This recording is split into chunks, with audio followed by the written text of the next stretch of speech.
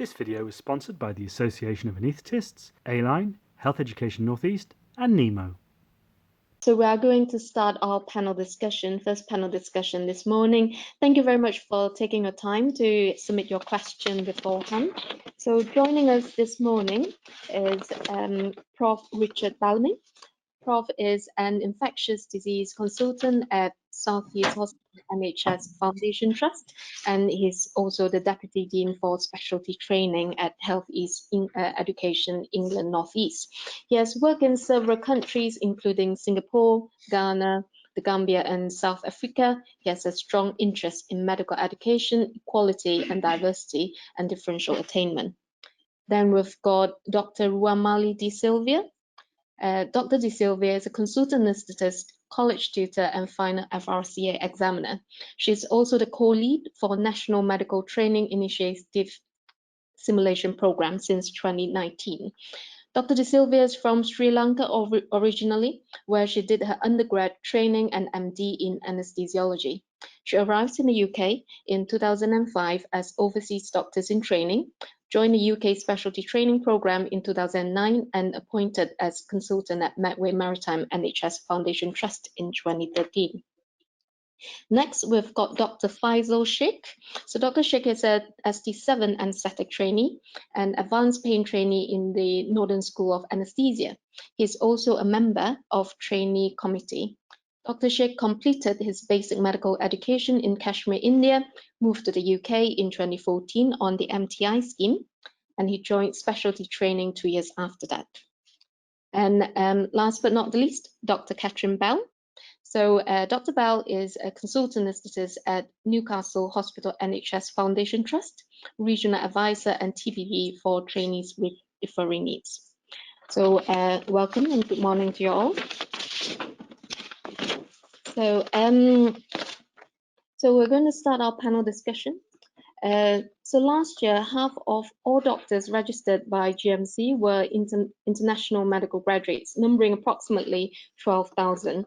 For them, medicine is not the problem. They cannot think of leveling the playing field because they are not even aware of the rules. Culture, or the way we do things around here, is made up of all the unspoken rules that we know that vary from trust to trust and even from department to department. So many talented foreign doctors are potentially being set up to fail with variable or no access to any meaningful induction to the UK practice. So this is a question submitted to our email.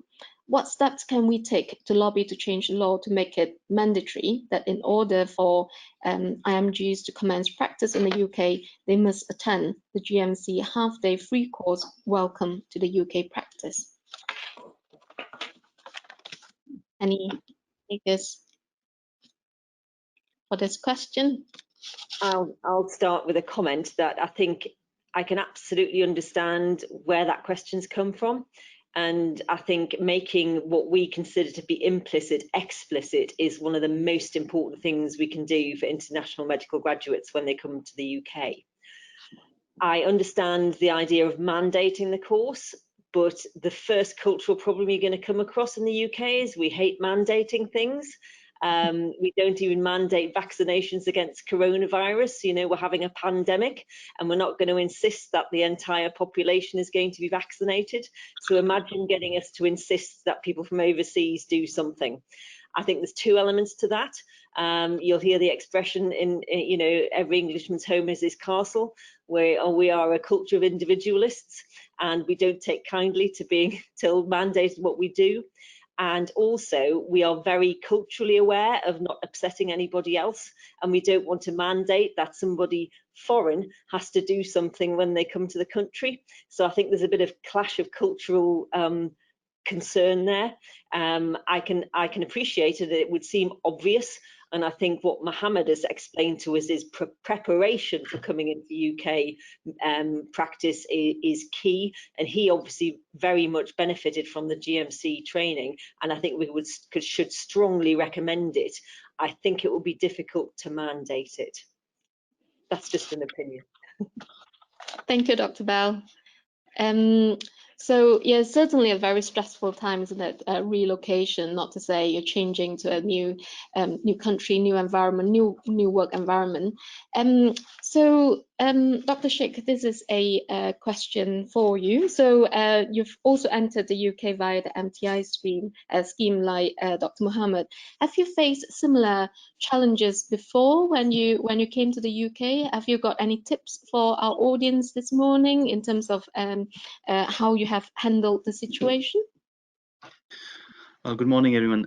Thank you very much for inviting me, first of all. When I was listening to Ibrahim's talk, it was as if my story was flashing back in front of my eyes.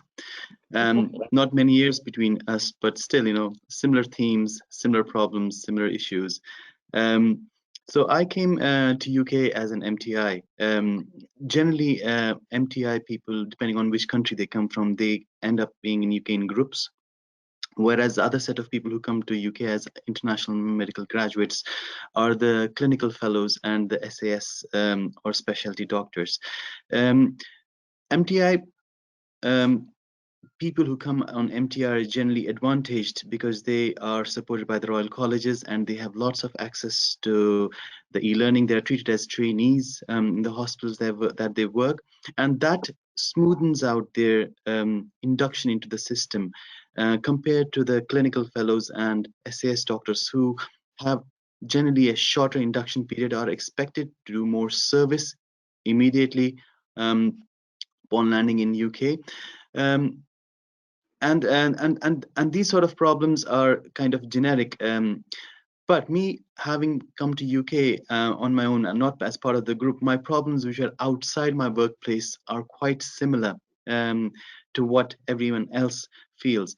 So in terms of looking at various good practices around the country which can help people, is like the problem is the lack of information prior to arriving in UK. So trusts can make sure that they have a focal point of international trainees when people come, and they can help them and keep direct contact with them, one-to-one contact with a focal point in the HR. There's lack of support once they land in UK.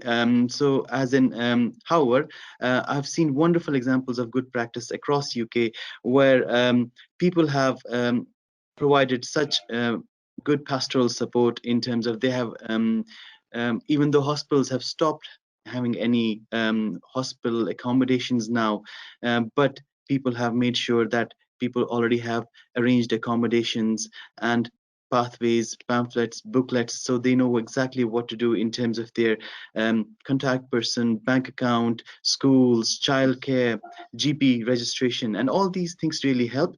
When I came, I was lost for the first few days. Then I met an MTI doctor who had come 6 months before me, and it was he who told me everything, and actually my process became a lot more smoother. So yes, guidance from people, buddy system, support, and mentoring. These are all really good things that can help people. Thank you very much. Thank you. Prof, what do you think? So I think it's very stressful coming to work in a different country, particularly as a doctor. I think that's been well described by our speakers so far today. You face a different language sometimes, different culture, different body language, social interactions, different gender expectations might be different. People are unfamiliar with the NHS. They may have perfectly good English, but be unfamiliar with regional accents. What is acceptable professionalism in one country might actually be quite different in another country, and often not that clearly described by organisations such as the General Medical Council. So you don't see many doctors with a facial tattoo, but there's nothing in the GMC regulations that says that's an unprofessional thing to do. Probably the things that I have biggest concerns about in terms of what makes it stressful is really the intolerance, the impatience, the lack of awareness that other doctors, nurses, patient society generally sometimes have towards people from other countries. And unfortunately, the unfair systems that we have in place, which do contribute to and cause institutional racism. So I think there's a lot of things that we can do to smooth that transition, some of which are are about trying to help support the doctor get through those initial stages, but recognizing that eventually all doctors from overseas, or most doctors from overseas, will overcome those barriers, but the barriers that you can never overcome are the intolerance and the unfair systems. I still think that's probably where a lot of our emphasis needs to be. So as well as doing the things that help to support the transition, the excellent GMC Welcome to the UK practice course, we've got a HEENE version of that run by our learner support faculty development team. The international medical graduate web pages, which we have on the HEENE website, the Find Your Place videos that show the experiences of international medical graduates, the program for overseas doctors that we support, and the refugee program for overseas doctors, etc. I think all those things help with the transition, but they don't make the entire journey a smooth thing. And I think that a lot of the efforts that we should be making should be not just towards the international medical graduates, but towards everybody really, so that we all become aware of our own unconscious bias. Things that help improve knowledge of other countries and other cultures, so things like Black History Month or HEE's new multi-faith calendar, which one of our leadership fellows has recently developed. I think those things are helpful. I think it's important that we recognise that this isn't somebody else's problem. When we think about racism, we tend to think of the extremes, but actually the most important aspects of racism and cultural biases are that we all, to a certain extent, exhibit them, and most of us are not really aware of that, and most of us don't do it deliberately. But it's only when we recognise our own unconscious biases and recognise that the problem is with us and not sitting somewhere over there that we've really got any realistic chance of addressing this.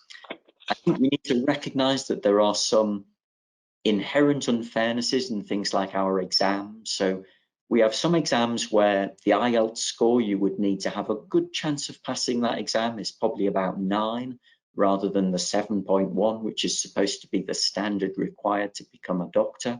So in other words, it's set too hard. The exam is too difficult a cognitive load in English, and that's unfair. That's probably one of the major reasons why people who are not natively from the UK struggle more with our exams than people who went through the UK schooling system.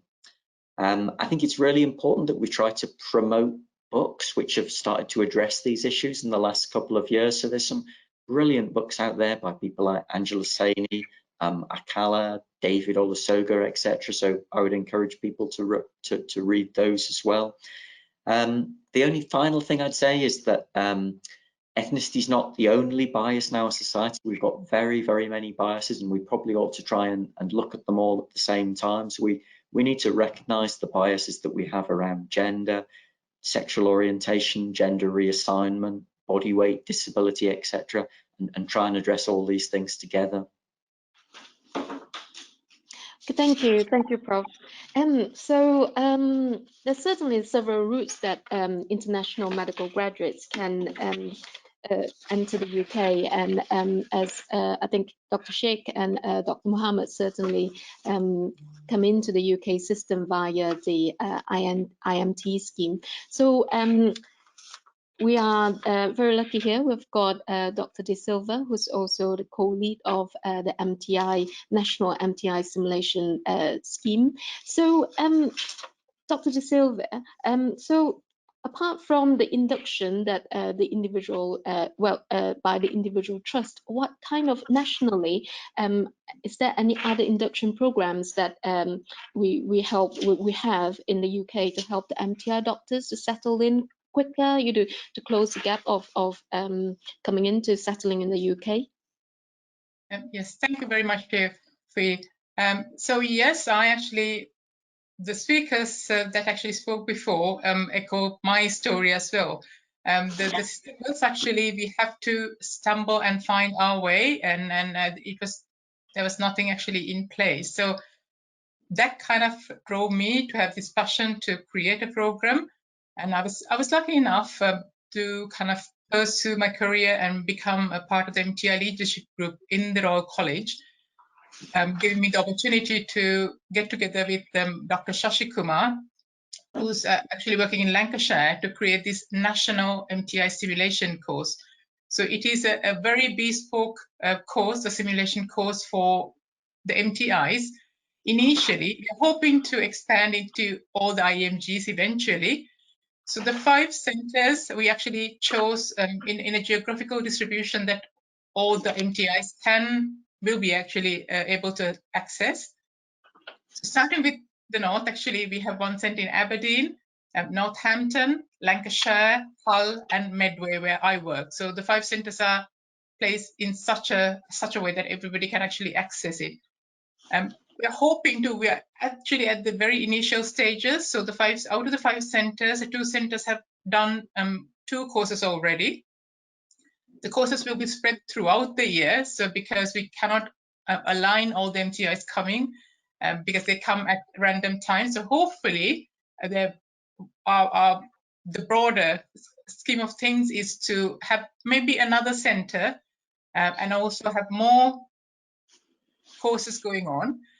So all the MTIs initially, and then later on, all the IMGs and SAS doctors can actually access this course. The feedback that we have got has been overwhelming, and actually it has actually helped them improve their skills, their knowledge, their leadership skills, communication. That's actually very, very much important working in UK. And the lovely thing that has happened actually, when I do the course, I involve the local trainees, the UK trainees in the course itself.